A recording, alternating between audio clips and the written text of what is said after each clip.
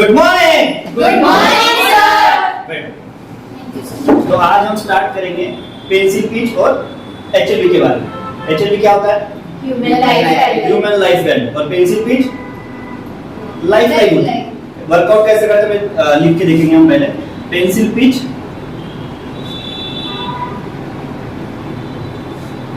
And एचएलवी, ठीक है। जैसे कोई भी प्रॉस्पेक्ट हमारे आता है, उसका जो भी एज होता है 35-40 साल, तो उसका सबसे पहले हम एज लिख लेंगे 40 इयर्स। मिस्टर शर्मा, जैसे मुझे आपने बताया था कि आपका एज कितना है? 40 इयर्स। 85 साल। एक साधारण रिटायरमेंट एज क्या होता है किसी पर्सन का? 60 साल तक काम कर लेते, ठीक है। तो 60 इयर्स तक काम करते। कितने इयर्स तक? 60। अगर मैं 60 में से 40 माइनस करूं तो कितने साल बचे मिस्टर शर्मा? 20 इयर्स। अगर 20 इयर्स के टाइम स्पैन में ऐसी कौन-कौन सी रिस्पांसिबिलिटीज है आपकी जो आपको प्रायोरिटी बेसिस पे पूरी करनी है? क्या-क्या हो सकता है? एजुकेशन। बच्चों का एजुकेशन प्रायोरिटी बेसिस है। बच्चों का एजुकेशन और जॉब। उनका मैरिज हो सकता है, जॉब हो सकता है, सही है। और मैरिज। देन घर बनाना हो सकता है, होम। और एक मोस्ट इंपॉर्टेंट आता है रिटायरमेंट प्लान, सही है।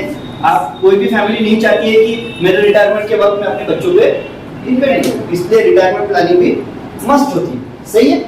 अब ये सारी चीजों की अपनी अपनी जगह सभी फैमिली की होती है, सही है। अब लेकिन जिस तरह से ये लाइफलाइन दिख रही है सीधी, उसी तरह चलती है क्या?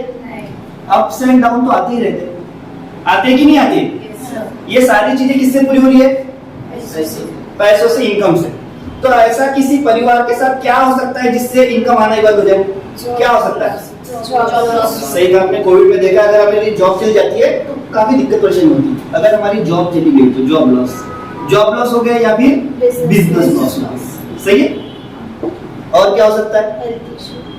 हेल्थ इशू, क्रिटिकल इलनेस हो गया, मैं जा ही नहीं पा रहा हूं अपने काम पे, तो ऐसा कुछ हो सकता है। और सडन डेथ हो गई, एक्सीडेंट हो गया, मैं रहा ही नहीं, तो मेरा इनकम बंद हो जाएगा। और इनकम बंद हो गया तो ये जो मेरे गोल्स है वो कंप्लीट नहीं हो पाएंगे। ऐसा कुछ हो सकता है, सही है। ऐसा ही होता है। इसलिए सब लोग क्या करते हैं? इनकम करके अपनी जरूरत तो पूरी करते, लेकिन सेविंग करते, सेविंग करते हैं। अब इनकम करने के बाद हम सेविंग करते। अब सेविंग कहाँ करते हैं?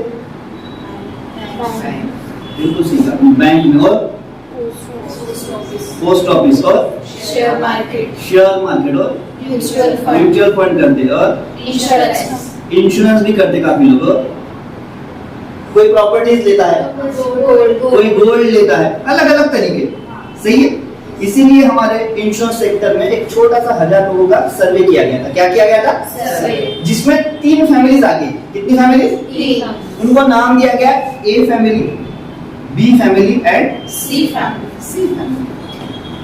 अब ए फैमिली और बी फैमिली और सी फैमिली में कॉमन चीज क्या थी कि तीनों भी क्या कर रहे हैं? सबसे पहले इनकम सभी लोग करते हैं अपना परिवार चलाने के लिए। तीनों में कॉमन क्या चीज थी? इनकम करते। बट ए फैमिली क्या करती थी ना, इनकम करने के बाद जितना कमाती थी उतना खाने पीने में खर्च करती, मतलब स्पेंड कर देती। जितना कमाया उतना घर चलाने में खर्च कर दिया और बचाया कुछ भी नहीं। सेविंग कितना हो गया? 0। तो कोई इमरजेंसी चाहिए, इसके पास कुछ है क्या फंड? नहीं। इसलिए इसे नाम दिया गया फाइनेंशियल फेलियर फैमिली। क्या नाम दिया गया? Financial failure family. अपने सपने पूरे करने में, इमरजेंसीज में, परिवार को संभालने में फैमिली फेलियर, सही है। उसके बाद सेकंड फैमिली थी, ये सबसे पहले इनकम करती थी और थोड़ा बहुत बचाती थी, सेविंग करती थी। क्या करती थी? सेविंग करने के बाद जो बचा उसमें घर चलाती थी, मतलब स्पेंड करती थी, सही फैमिली है। लेकिन मान के चलो ये फैमिली ने कुछ इनकम किया, उसके बाद थोड़ा बहुत सेव किया, सेव करने के बाद जो बचता है उससे घर चला लिया। लेकिन परिवार में किसी का एक्सीडेंट हो गया, मेडिकल इश्यूज आ गए, हॉस्पिटल में जो सेविंग थी बड़ी खासी, अच्छी खासी बड़ी, वो सेविंग हॉस्पिटल में लग गई। और अभी बच्चों का पढ़ाई लिखाई करना, उसका मैनेज आ रहा है, उस समय उसको क्या करना पड़ेगा? दूसरे से, एक तो फैमिली से, किसी रिलेशन से उधार लेगा या फिर बैंक से लोन लेगा। इसीलिए इसे नाम दिया गया फाइनेंशियल डिपेंडेंट फैमिली। ये दूसरे पे डिपेंड है, अपने फ्यूचर गोल कंप्लीट करने के लिए फैमिली किस पे डिपेंड है? दूसरों पे डिपेंड है। थर्ड फैमिली की बात करते हैं, ये फैमिली भी इनकम करती थी, इनकम के बाद ये फैमिली क्या करती थी, सेविंग करती थी, थोड़ा सा क्या करती थी, सेविंग सेविंग के साथ साथ कहीं ना कहीं इन्वेस्ट भी करती थी, क्या करती थी, इन्वेस्ट इन्वेस्ट भी करती थी। उसके बाद जो पैसा बचता था उसमें अपना घर चला देती थी। अब इस फैमिली में कोई इमरजेंसी आ गई तो इन्वेस्टमेंट से जो फायदा हुआ है वो पैसा यूज करके वो अपने फ्यूचर को कंप्लीट करते थे। इसीलिए इसे नाम दिया गया स्मार्ट फैमिली या फिर financial independent family, financial independent family.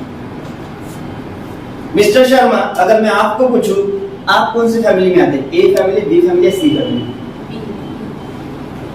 B में आते। अब हमने इतने डिटेल में बात कर रहे हैं तो आपको भी लग रहा होगा बी से सी में जाना चाहिए, हाँ या ना? लेकिन किसी फैमिली में ऐसी कोई दिक्कत आ गई, सडन डेथ, क्रिटिकल, ऐसा कुछ हो गया तो उसके बीवी बच्चे सी में से ए, बी फैमिली में, बी में से ए फैमिली में और ए में से ना जाने कहां आ जाएंगे? कोई इमेजिन कर सकते हो? इसलिए सिक्योरिटी होना बहुत जरूरी। इसीलिए लोग क्या करते हैं ना, उसे इंश्योरेंस में हमें 100% सिक्योरिटी मिलती है। किसमें मिलती है? इंश्योरेंस।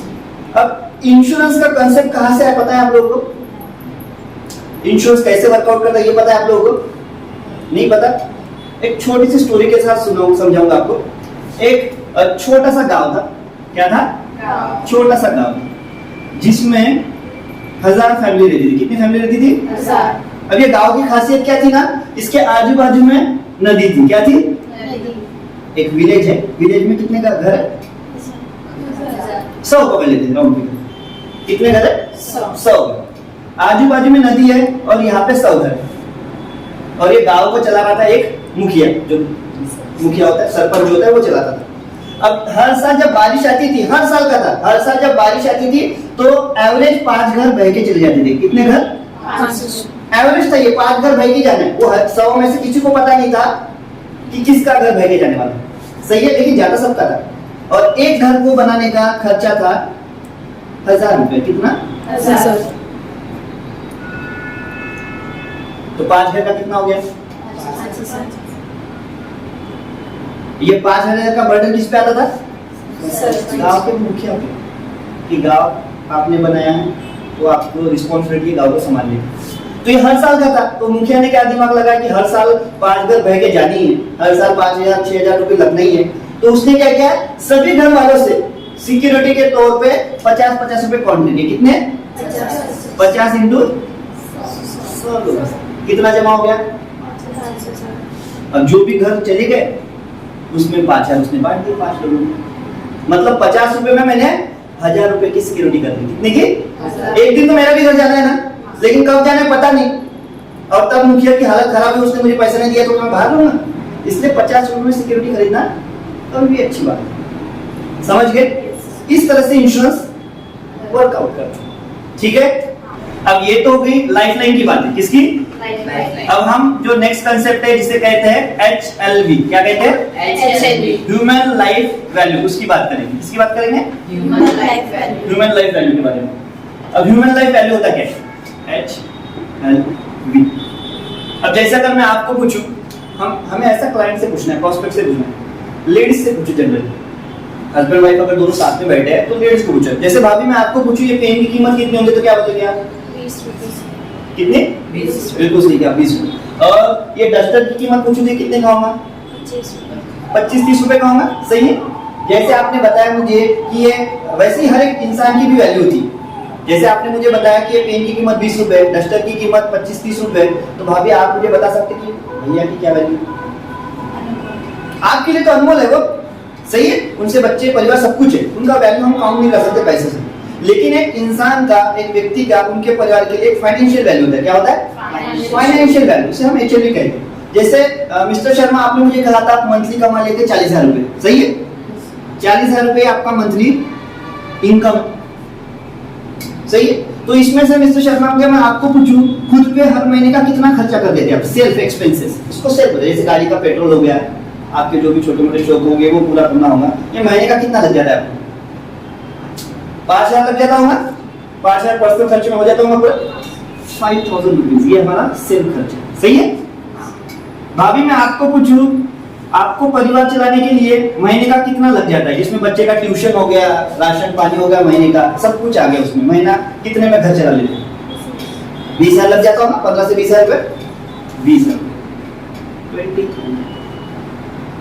ठीक है। और बाद में बात करूं मैं सेविंग की, तो सेविंग कितनी हो रही है? कभी हो रही है कभी नहीं हो रही है, ऐसा भी हो सकता है, सही है। इस सेविंग हो रही है, सही है, सभी की फैमिली में ऐसे ही होता है, हाँ या ना। लेकिन मान के चलो, भगवान ना करे कभी, अगर किसी फैमिली में ऐसी कोई दिक्कत परेशानी आ गई, सडन डेथ ही हो गई, हम बता के नहीं आता, ऐसा कुछ हो गया, तो जो इनकम आने वाली थी वो इंसान की वो इनकम रहेगी क्या?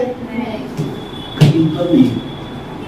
अब इनकम ही नहीं है, वो इंसान ही नहीं है, तो जो खुद पे खर्चे कर रहा था वो खुद पे खर्चे होंगे? होंगे? नहीं होंगे। और जो सेविंग हो रही थी वो होगी? और फैमिली चलाने के लिए 20,000 लगे थे, वो रहेंगे? क्यों नहीं रहेंगे? अगर मान के मुझे कुछ कब्जा होता है तो मेरे बीवी बच्चे घर परिवार खाना पीना छोड़ देंगे? वो तो रहेंगे ना। मैं रहूं या ना रहूं, परिवार तो चलेगा। ये 20 से 15,000 पे आ जाएंगे घर चलाने में, 10,000 में आ जाएंगे, लेकिन भूखे तो नहीं मरेंगे, वो तो लगेगा ही। अगर वही सेम लाइफस्टाइल उनको चलाना है तो महीने का कितने का खर्चा है? 20,000 1 मंथ। कितने का खर्चा है? 20,000। और अगर मैं 1 साल की बात करूं तो कितना हो रहा है? 2,40,000। बच्चे अभी छोटे हैं और अब हम आने वाले लाइफलाइन की बात करते हैं, आने वाले 20 साल की, तो कितना हो गया? 48 लाख रुपीस। मिस्टर शर्मा आप ही बताइए, मिस्टर शर्मा आप ही बताइए, अगर ऐसी कोई दिक्कत परेशानी हो गई तो आपके रिलेशन में या फिर आपके रिलेशन में ऐसा कोई है जो आपके बीवी बच्चों के लिए 48 लाख का अरेंजमेंट करके, मतलब जो कुछ करना है हम ही करना है, वो भी जाने से पहले। ये तो मैंने सिर्फ खाने पीने घर चलाने का खर्चा पकड़ा है, इसमें ना ही मैंने आपके बच्चे की पढ़ाई लिखाई पकड़ी है, ना ही उनका जॉब, ना ही उनकी मैरिज, ना ही आपका घर और ना ही आपका वो पकड़ूंगा तो ज्यादा हो जाएगा। ये सिर्फ परिवार चलाने का खर्चा है। तो आपके रहते हुए या फिर ना रहते हुए इसका अरेंजमेंट कैसा हो सकता है, इसका सोल्यूशन हमारा दो तो जानना सुनना पसंद करेंगे। आइए हम देखते हैं फाइनेंशियल प्लान, इंश्योरेंस कितने का होना चाहिए, समझ गए?